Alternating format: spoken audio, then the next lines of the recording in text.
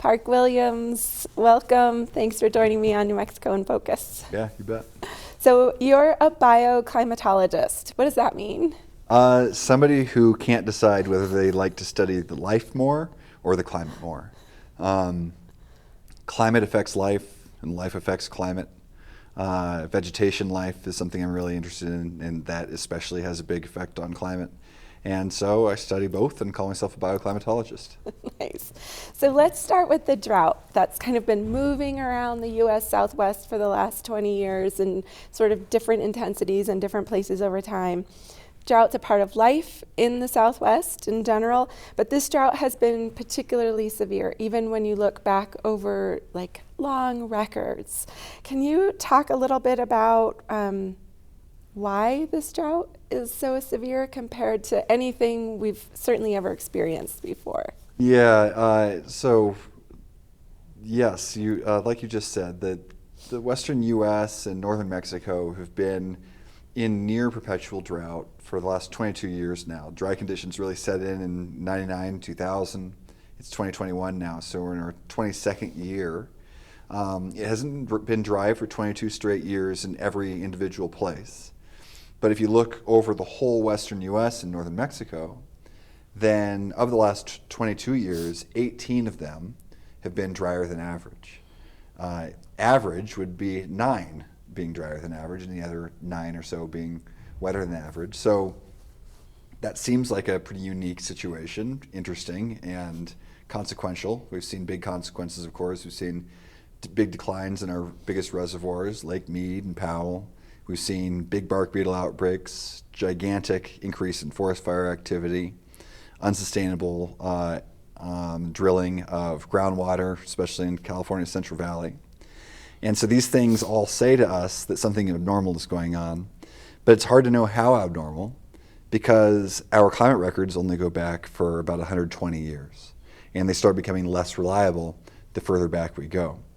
And luckily, we have tree ring records from all over Western North America, from tens of thousands of trees that go back for hundreds of years or sometimes even thousands of years. And because Western North America is generally a pretty dry place, where forests are oftentimes living on the boundary between just wet enough to survive and too dry to survive, then their annual growth rings, these are the tree rings that you see on a tree trunk, these annual rings on the tree, they're obviously annual, they grow once a year, and because trees are generally stressed out by water limitation, then the skinny annual growth rings mean years of bad growth, and the thick annual growth rings mean records of good growth. And if we measure all of the growth rings from all these tens of thousands of trees, which scientists have done over the last century, and you take all of these trees and average them together, then what you get is a remarkably accurate record of soil moisture that goes back for over 1,200 years. From those records of soil moisture that go back 1,200 years, we can see that actually giant droughts are pretty common, especially from about 800 AD to 1600 AD. There were these repeated giant drought events that scientists in the 1990s started calling mega droughts. They were called mega droughts because they were different from anything that modern society had had to deal with. The 1800s and 1900s hadn't seen anything like the mega droughts. The mega droughts are really severe for decades on end, more severe and longer lasting than most likely human infrastructure was really established to handle. The question was, how bad is this recent drought or this current drought compared to those mega droughts? And that's one of the questions I've been working to answer. And so how does precipitation and how do temperature, like how do those two things factor into what we're seeing now? Yeah, well, the water balance is actually a pretty simple thing. We can think about the land as a big bucket, and precipitation works to fill up the bucket. And then variables like temperature and the humidity and wind speed and how much sunlight there is work to empty out the bucket. When the bucket gets too full and you get extra precipitation, it doesn't really matter because it runs off just like it does in the real world. And if you empty out the bucket and then continue to try and evaporate water, there's nothing left. And so using climate data, we can actually make calculations about how much water is in the bucket in any individual place across Western North America at any given time. And so we use climate data to make calculations of the moisture balance. And when we do that, what we see is that the last 22 years, when we reconstruct these bucket moisture balance calculations back for 1,200 years, we see the last 22 years in Western North America are as dry or drier than any other 22-year period in at least the last 1,200 years.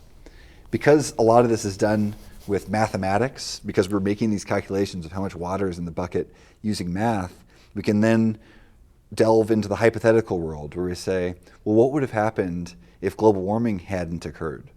And so we can recalculate how much water would be in the bucket today if the globe hadn't warmed over the last century.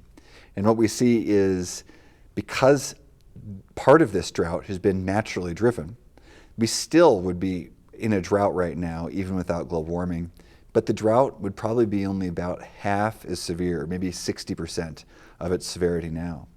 That means that this result, that the current 22-year drought is competing with the mega droughts for driest period in the last 1,200 years, that result is really established, or is possible, only because of two things. One, 22 years of bad luck, but also 22 years of abnormally warm temperatures.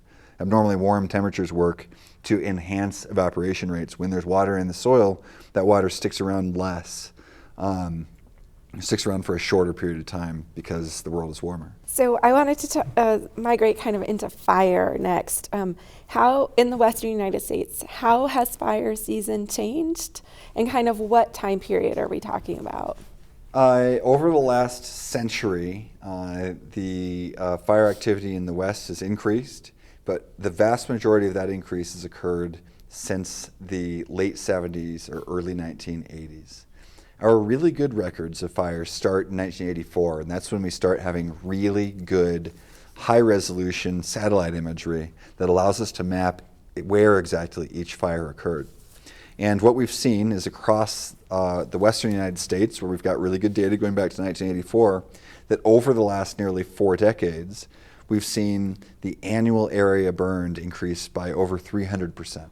Over 300% means 3 to 4 times as much fire burning, as much area, land area burning today as would be expected in an average year in the 1970s or 1980s. But if you look deeper and see where these increases are really occurring, then we see that they're mostly occurring in forested areas. Forest fire area has increased by over 1,300% since the mid-1980s, whereas outside of forested area, the increase in burned area has been about 165%. An increase in 165% is still a big deal. It means more than a doubling of area burned in non-forested area. And if the forest fire trend wasn't so huge, then that's what we'd be talking about, is the doubling or tripling of burned area in non-forested areas. But forest fire has really stolen the show. And so the question is, why is this occurring? Why are forest fires getting so much bigger? An interesting thing is that they're actually not getting that much more frequent. There's actually not many more forest fires today than there were in the 1980s. The thing is that the forest fires that are occurring today are way bigger than the forest fires in the 1980s. And that trend was already getting concerning 10 years ago. And what we've seen in the last couple of years are really blowing people's minds. 2020, the area burned in 2020 almost tripled the previous record in California. The previous record had just been set in 2017 or 2018, and that seemed extreme at the time. Then 2021 has almost reached the 2020 level. Forest fire is one of these things that is increasing not in small incremental bits, but exponentially. And when we compare the annual area burned of forest to climate, it's really clear that the main driver is a drying of the climate. As the atmosphere has gotten warmer and drier over the last 4 decades, then fire growth has actually increased in a very predictable way. Even though 2020 was such an extreme outlier, if you just look at how much burned every year, that outlier was actually totally predictable based on how warm and dry it was in 2020, and 2021 is the same story. It feels to me like we're on a trajectory, and there might be good years and bad years, but I'm wondering if you can talk a little bit about what we need to be thinking about for the future. From the perspective of drought and fire, I think that hope is increasingly a bad thing to lean on. Hope is a great thing to use when we're gambling, if the odds are 50-50. But if you establish a system of hope in a world where the dice are getting increasingly loaded, then hope becomes less and less realistic. But it's still clear that we're relying far too much on hope. The Forest Service this year gave us a great example of this, where forest fires were so extensive this summer across Northern California and Oregon and Washington and some of the northern Rocky areas that the chief of the Forest Service declared that for the rest of the year, the Forest Service would not be doing any more controlled burns or management of wildfire in ways that allow wildfire to burn in ecologically favorable ways. What this means is that the Forest Service decided they were so spread thin on fighting fires, they needed to just focus on fighting fires and not use any resources toward using fire to burn forested landscapes in order to eat away at this fire deficit that we've been building for the last decade or for the last century by fighting fires. Many of the forests in the western United States are artificially dense because we have been successfully fighting fires for a century, meaning the areas that could have burned in the 1950s and 60s didn't, and today there's more fuel on the landscape than there would be otherwise, so that when the inevitable fire comes today in a warmer world, then that fire is much more likely to burn very intensely. That story is especially true in southwestern forests, where before we started messing with fires by suppressing them so much, fires were coming through ponderosa pine forests in the southwest every 5 to 15 years, according to tree ring records. When we keep fire from visiting a ponderosa pine forest for a century, then that means we are throwing that forest completely out of whack and setting it up for a major fire disaster. So why would we not do controlled burns as a means of trying to prioritize or more easily prioritizing firefighting? Well, the reason was because they say that resources were too spread thin fighting fires. But that kind of implies this level of hope that next year is going to be better, and next year we can then do the controlled burns. But it also, which is not wise, because as we go along in time, yes, next year could be wetter, but every year that we go into the future, the chances that that year is wetter go down and down and down in the West, especially the Southwest. 2021 actually presented a huge opportunity for fire management in the Southwest because, yes, while it was a really bad fire season up in the Northwest, there was a great monsoon across a lot of the Southwest, giving forest managers a unique opportunity to do low-risk controlled burning in southwestern forests. And we lost that chance because the Forest Service took a one-size-fits-all government-type approach where they said, no matter what, if it's a forest in the United States, we are not going to be doing prescribed burning. Well, thanks, Park Williams, for joining me. I appreciate it. Thank you.